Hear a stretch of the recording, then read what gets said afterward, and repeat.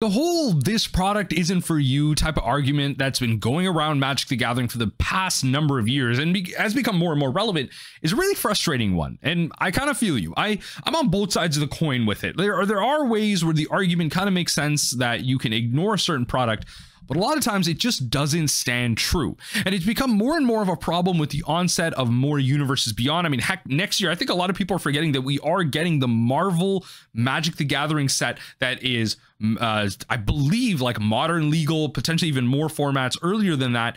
And we're just going to be getting more and more sets that we have to pay attention to. I mean, look at the amount of legendaries that have been printed this year, the amount of Commander product. I mean, the amount of Commander sets that are attached to each and every individual set release. Modern Horizons 3, a set designed specifically for Modern and older constructed formats, have had Commander products attached onto it. Not pre-constructed constructed decks, none of that. We have Commander product attached to it because we need the Commander players to care somehow. But even for the Commander player, it's very hard to keep up to date with the new Commanders that come out every single set. Just the other day, I went to go play Commander at the LGS after some amount of games of One Piece, and I'm sitting there and my opponent plays the new Raccoon Commander from the new Bloomborough set. And it's pretty cool. He gives a bunch of junk, enchantments, and artifacts, haste, indestructible, turns them into 4/4s, gives them a curiosity effect. Really cool stuff coming out of that set. But I didn't know what was going on. This was like, I pretty much every single card that they played, and every time that commander came out, I was just like, let me read that. Let me see what's going on. And this is the type of thing a lot of people talk about adds to the average time played within this experience. Like, it feels like a lot of times you play these games of Magic, and more so constructed on top of Commander these days, where you sit across from your opponent, they play a card, and you're like, let me read that. Let me read that. And you feel like you do this over a couple of games because you play one game and you're like, oh, okay, that's what that card does. And then you play another game and your opponent uses this card in a different way, and you're like, oh, wait, hold a second. Let me read that again. And it just happens over and over again. It just having to constantly have that mental fatigue of keeping up with each and every single card that gets played in front of you. And now, obviously, this is a lot less so in constructed, but it feels like it's now bled into constructed, where we have not only commander sets attached to each and every constructed set that comes out, but now standard specific foundational sets have had constructed products come out for it. And now the whole argument about this set isn't for you is bogus. It's really out the window. It is the worst argument I've ever heard these days, because yes, there are certain products that aren't for you. If they made like a Pauper Precon, that product probably isn't for you. The average player isn't playing Pauper. It's not for you. But that doesn't mean that when it comes to a standard set like Magic the Gathering Foundations, that isn't a set for commander players. A foundational set that is supposed to add foundational cards to standard to create a sense of non-rotation, create a sense of eternal playability for a rotating format. It's kind of like they're turning every format into each other. It's like Modern has become a rotating format, but Standard has become a non-rotating format with Foundations.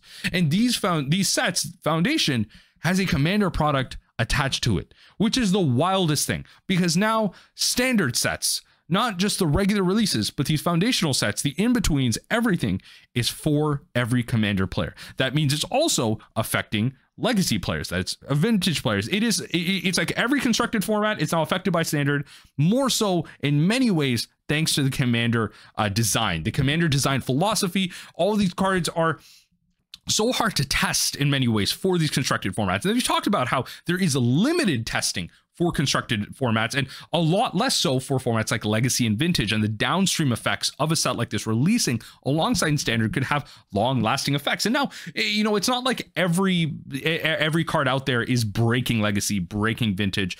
Not everything is a 3/1 with protection from your opponent. But it also means that you just have to pay attention to more, which is frustrating. There's a lot of things to keep up with. There's a lot of cards to engage with. And even me as a content creator, and even you as a viewer, probably are more in the know than the average Magic player. The average Magic player is casual. They don't necessarily absorb content like this. They aren't on Twitter following, you know, your favorite content creators and their updates talking about certain cards, certain interactions. They aren't following my TikToks and shorts talking about commander interactions and constructed combos and all that stuff. They're just engaging with the game set by set, maybe skipping a couple sets, doing a pre-release once or twice a year. And that's how they engage with it, because the more products you release, the more ways you have to engage with your audience. And that's what I want to kind of go over today. A tweet from Boston Roll kind of really inspired this video and really kind of highlighted from the August 2nd announcement of the first look at Magic the Gathering Foundations. just really highlights like the full description of the product and how now there is Commander product attached to Magic the Gathering Foundations. Again, as I mentioned, a set that is designed to be the foundation, a long-lasting set that is going to last 5 years in Standard. Now we have cards in Standard lasting 5 years. It's like we're not rotating anymore. And those products are now involved with Commander product. We have Commander product potentially having cross linkage. Obviously, I'm not saying that all the cards that are going to exist in this Commander product are going to be Standard legal, but then we're going to have some crossover, right? That are going to be cards that are going to be designed both for Standard that exist in the Commander product, cards that are designed in the Commander product that also exist in the Magic the Gathering Standard Foundations, because we also know a set like this is going to go on Arena, where we have Brawl as a pretty popular way to play the game, and a Standard in these queues. So we need cards that people can dust, or not dust, I should say, make with their wild cards that are playable in both Brawl and Standard. This is the thing that is the fundamental problem. So let's go into the tweet and the announcement itself. So this is the initial announcement article that I was talking about, August 2nd, 2024. First look at Magic the Gathering Foundation. So again, just as a recap, I did a video on this before. Take your first steps into Magic, finishing up your Standard deck, or diving deep into Modern Commander or more. Modern Commander or more. Start playing your favorite Legends and Planeswalkers are here with the quintessential Magic across the multiverse. This set was made for past, present, and future Magic players, featuring products for players fresh or famous, and filled with cards legal and Standard at least until 2029. It is 2024 right now. 5, 6, 7, 8, 9. 2029. That is 5 years of cards legal in Standard. That card's not rotating. Llanowar Alpha is going to be legal and Standard for 5 years. Days of Judgment is going to be Day of Judgment. Arath is going to be legal and Standard for 5 years. Anthem of Champion and Anthem for creatures and Go White strategy is going to be legal and Standard for 5 years. More cards are going to be legal and Standard for 5 years. Standard is not a rotating format anymore. It's like they figured out people don't want their cards rotating, and they want their cards long term, so they're just going to print another product that does it. And they're going to attach some Commander product onto it. How do I make money off of this? Insane. Insane. We have more to share about cards you'll find in Magic the Gathering Foundations closer to debut. The set releases November 15, 2024, and its products are available for pre-order now from your local game store and online retailers like Amazon, but we don't talk about that. You got 3 set symbols. Wait, why do we have 3 set symbols? It should be like 2. There should be maybe like a special release. There should be a Standard legal release. What is the third? Legality. Magic the Gathering Foundations is a Standard legal set and will remain in Standard until at least 2029. Select Foundation cards included in the starter collection to support Commander gameplay will not be legal in Standard. So fair. It's not like we're going to have the, as I mentioned, it's not like we're going to have the Commander product legal in Standard, but we're going to have cards that support Commander gameplay in a Standard set. Foundations Jumpstart, J25, and Special Gets SPG are Commander, Legacy, and Vintage legal sets, and individual cards are also legal when already available in other formats.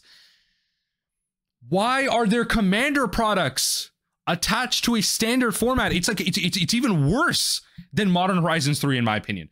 Modern Horizons 3 literally said that it literally has Modern in the name. It is a constructed set.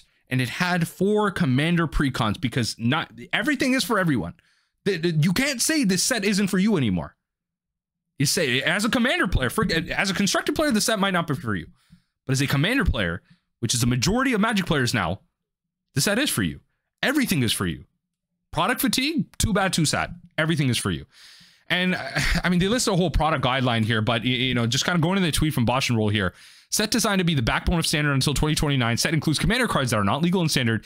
Can we have one product that just makes sense as for who it is? This is a completely fair criticism. Who is this product for? Who is this for? Is it for just Commander players? Is it primarily for Commander players and Standard players secondhand? Right? You know, they broke the seal, right? On it, Standard is now no longer a rotating format, by and large. You know, the rotation is now, I believe, like 2 years or 3 years. I could be misquoting that as a non-Standard player, as someone who follows it kind of adjacently. And then now you have cards that don't rotate for 5 years. What if the cards become problematic? Are we just going to have a better ban and restricted announcement? We see that that's having a problem right now. We're probably going to have to go through a big change in how they do BNRs based on the August 26th announcement that's going to come down the line later this year. That's going to absolutely nuke Modern, Legacy, and Pioneer. Lord knows what happens there. And I mean, like, I just don't understand how this argument doesn't make sense anymore. And then even Saffron Olive here tweet out, it's pretty funny that designing products for niche audiences, this product isn't for you era, is also the era where sets like Modern Horizons 3 and Foundations have to include Commander cards. Again, just highlighting exactly what I'm saying. Look, I love Commander. I'll say it outright. I love Commander. My channel is primarily dedicated to Modern Mill, a little bit of Pauper, and a tiny bit of Commander. A lot of my short form content is Commander because I understand that me as a content creator, I have to manipulate the algorithm to get people to watch my videos. Sometimes I scream at the moon, like stuff like this, but Modern, Pauper, Modern Mill, that's my bread and butter. The algorithm manipulation that I do is through EDH because I got to get the views. That's just the truth. And that is what I'm taking advantage of here. It's really unfortunate that I have to, because a lot of people have been talking recently, especially on Twitter, a lot of content creators are talking about do what you love. That's BS. I'm calling BS on that. I don't love Commander like that enough to make content about it, like extensively, to primarily dedicate a channel about it. I play Commander. I enjoy Commander. I'll make some content about it, especially when it has to do with Mill or something that I'm really interested in terms of maybe like a design or like a mechanic or just a topic at hand.